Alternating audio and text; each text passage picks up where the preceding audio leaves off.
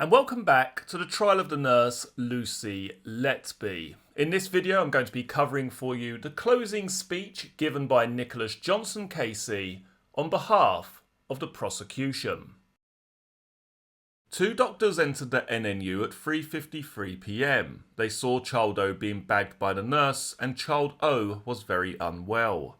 A female doctor was, quote, shocked by what she saw, as it had been completely unexpected. The doctors said there had been good air entry, but Child O's saturation levels were not improving. Child O was reintubated and cannulated. Dr. Breary was called to help. Child O had been resuscitated, spontaneous circulation had been re-established. A miraculous recovery, Mr. Johnson tells the court. But Child O's perfusion was not as good as before. Dr. Breary said the rash was perplexing and something he had never seen before. An experienced female doctor said of the series of collapses that they were also like nothing she had ever seen before. Mr. Johnson tells the jury, "You know the reason for this, don't you?" Mr. Johnson says Child O's mother gave a description of the rash. The father said of Child O, "You could see his veins, all bright blue, changing colour. You could see something oozing through his veins." During Child O's resuscitation in his final collapse, a doctor had said efforts were made to decompress Child O's abdomen. In cross-examination it had been suggested this was the cause of the liver injury. Dr. Breary and Dr. Marnarides had rejected this, Mr. Johnson tells the court. An X-ray was taken of Child O, and Professor Owen Arthurs had explained the bowel gas which was unusual, and showed an NG tube in situ with no presence of NEC. Child O and Child P didn't have bowel obstructions, and Professor Arthurs said you are left with injection of air by the NG tube. Dr. Breary said all the triplets had been born in good condition and were following a healthy path. These events were exceptionally unusual, and the type of rash was, quote, something he had never seen before or since. All natural causes were excluded, even with the benefit of all the years that intervened. Another doctor said it was, quote, incredibly unexpected. Mr. Johnson says Letby took Child O to his death. He says Letby was sowing the seeds for Child P the following day. A message sent by Letby to a nursing colleague at 9:33 PM on June 23, 2016 read, "Worry as identical." A conversation between the doctor and Letby is shown to the court. The doctor said he hoped he was able to help. Letby replied, "Yes you did, plus plus." Nicholas Johnson says 2 pluses was the best he was going to get. A Datix form is shown to the court, recorded by Letby, which Mr. Johnson says was inaccurate. Where it states, quote, peripheral access lost, Mr. Johnson says this is a lie. He says Letby is trying to invent evidence that peripheral access was lost. If it was, Mr. Johnson says, then air could not be injected into the infant. He says if that note was accepted, it would support her case that this was not air embolus. Mr. Johnson asks the jury to find why Letby was lying, to cover up what she had done. We are sure this was air embolus. Mr. Johnson says Dr. Evans was taken to task during cross-examination for changing his opinion while writing his numerous reports, having come up with a number of theories. Mr. Johnson says more information came to light during the course of writing his reports between 2017 and 2019. One was Dr. Breary's note about the puerperic rash disappearing. It was established there had been no mention in medical notes of the rash disappearing, and he was only informed about it by Dr. Breary's witness statement in 2019. Mr. Johnson says, is the impression by the defence that Dr. Evans doesn't know what he's talking about? Mr. Johnson said it would be astonishing if Dr. Evans hadn't changed his mind when handed new information. Dr. Evans had told the court, inevitably one amends one's opinion as a result. Dr. Evans was asked about chest compressions for Child O. He had said he had known no case that chest compressions had resulted in a liver hematoma as seen in the case of Child O. A doctor had said chest compressions were carried out correctly for Child O. Dr. Bowen had spotted that lying entry in the gas chart. She had taken all the evidence into account, including that of child O's father, of the description of the veins, like, quote, prickly heat, Mr. Johnson tells the court. Mr. Johnson said it had been suggested Professor Arthurs had ruled out air embolism as a cause. Nicholas Johnson says nothing could be further from the truth. Mr. Johnson tells the court that Professor Arthurs had said that air in the great vessels could be from a number of causes, including air injected, CPR or trauma. Mr. Johnson asks the jury why CPR was required for child O. It was because of air embolus. Professor Arthurs was deliberately not doing what the jury can do and was treating the cases independently. Professor Arthurs added radiographic evidence of air embolus is very rare.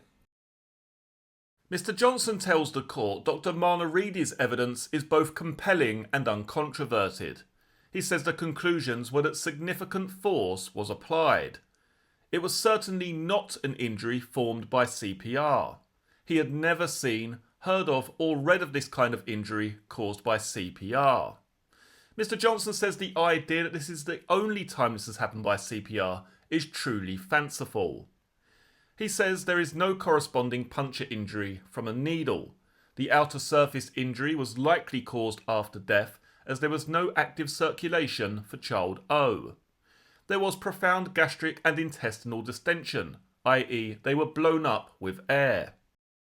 Dr. Marnarides concluded it was by injected air and air embolus. Mr. Johnson says this case was among the most violent carried out by Letby. He adds, of all the offences, all the appalling examples, some of the earliest were less violent but no less devastating. He cites the case of child E as one of the early violent examples. He says Letby had misplaced confidence following her return from Ibiza, that she could pretty much do what she wanted. He adds, frankly, by this stage, she was completely out of control. She was determined to mete out the same kind of attack to child P the very next day. Mr. Johnson turns to the case of child P. His case caused confusion with several witnesses as to when he came off breathing support. Child P was breathing in air from 6:30 a.m. on June 23, 2016. His antibiotics were stopped and he was put on expressed breast milk. His observations were unremarkable. A further examination at 6 p.m. was carried out. Dr. Gibbs said following child O's death, "Oh no, not another one." He said he had become increasingly concerned about the number of incidents on the neonatal unit and that Letby had been involved in all of them. Child P's abdomen was full, mildly distended. Letby had said the student nurse had fed child P that evening. Mr. Johnson says this was a lie. Child P was remarkably well, excellent for a triplet baby. Blood tests were taken as a precaution at 6:45 p.m, showing no evidence of infection. As a precaution, child P was put onto antibiotics. Dr. Gibbs said of the abdominal distension that it was CPAP belly, but he said he had misread the chart. Child P had not had CPAP for 2 days and had been taken off Optiflow. That was not CPAP belly, Mr. Johnson tells the court. Mr. Johnson says Letby overfed child P just before she left her shift so she could give the impression that this was a child who was deteriorating. Mr. Johnson says what happened here mirrors what happened with child N earlier that month in June 2016. He says Letby did not leave the unit until 9 p.m. that night on June 23rd. A message sent by Letby to a doctor colleague said she was finishing up notes for child O. Mr. Johnson says emphasis had been put on a good blood gas reading for child P at 8:27 p.m. on June 23rd by the defence. But Sophie Ellis gave evidence to say child P desaturated and had a 14ml part digested milk aspirate at the 8 p.m. feed. Mr. Johnson asks what possible other cause is there other than Letby overfeeding child P for the baby's last feed before the end of her shift. Mr. Johnson says that is why Letby says the last feed was done by the student nurse. Overnight, another large part-digested aspirate was obtained and Child P's feeds were stopped as a precaution. The NG tube was placed on free drainage.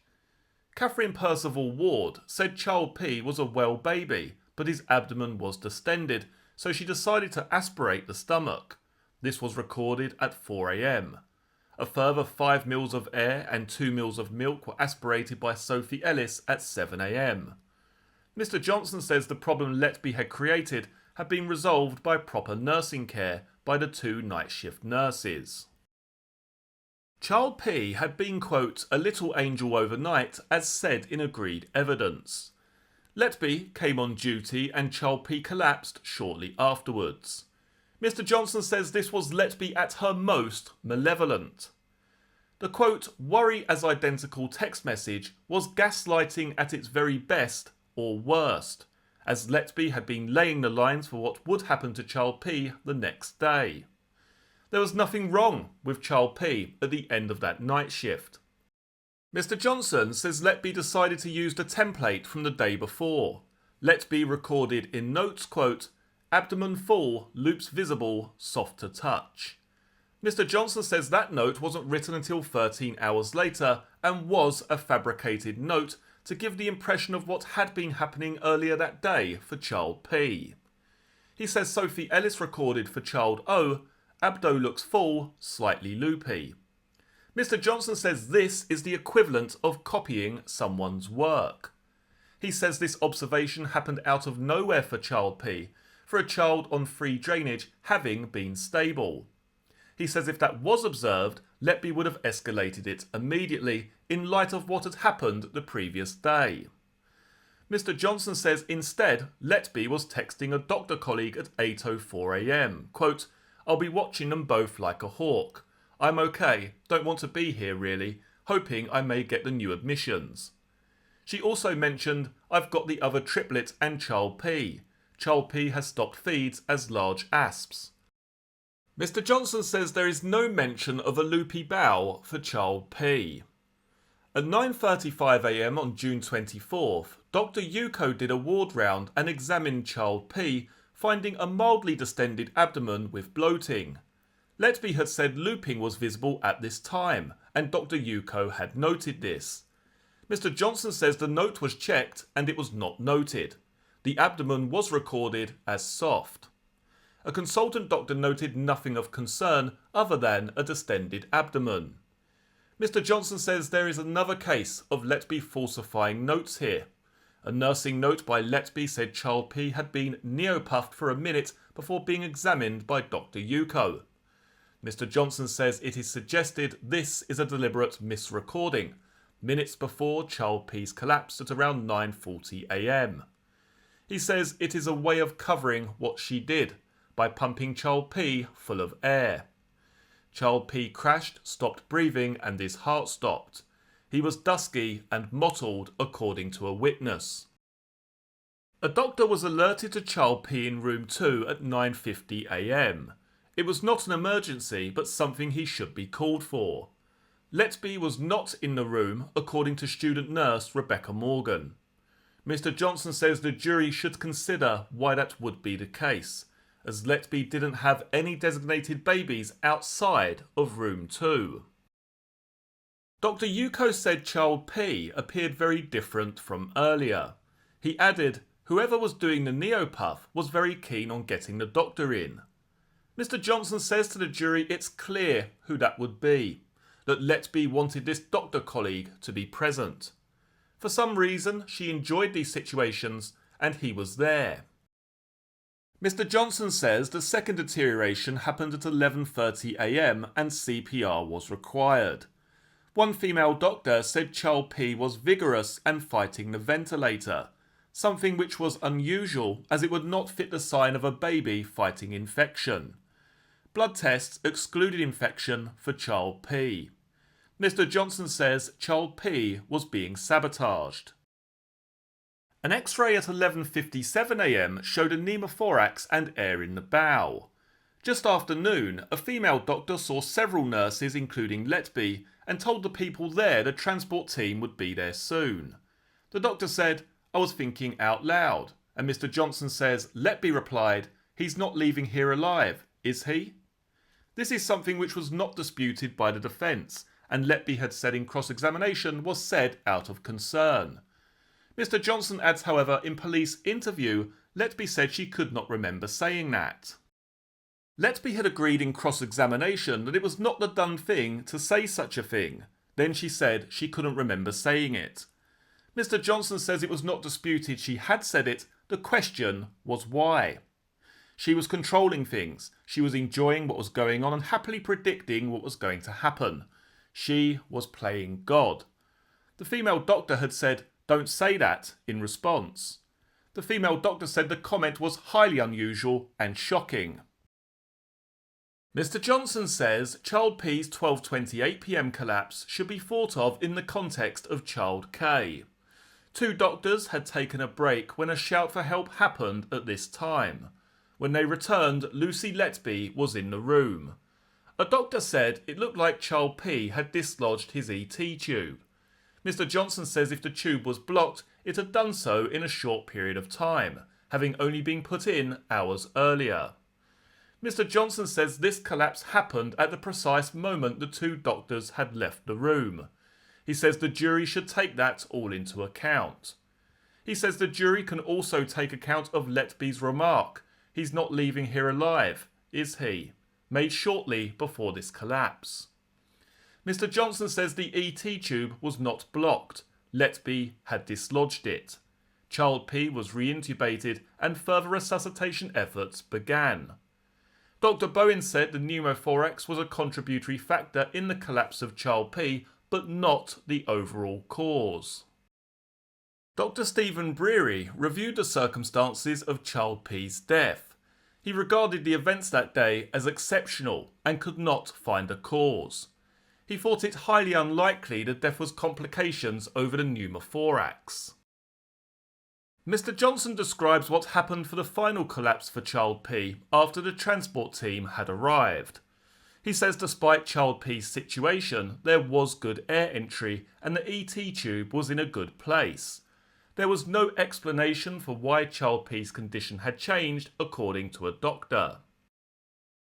At 4 p.m, it was determined the resuscitation attempts were futile.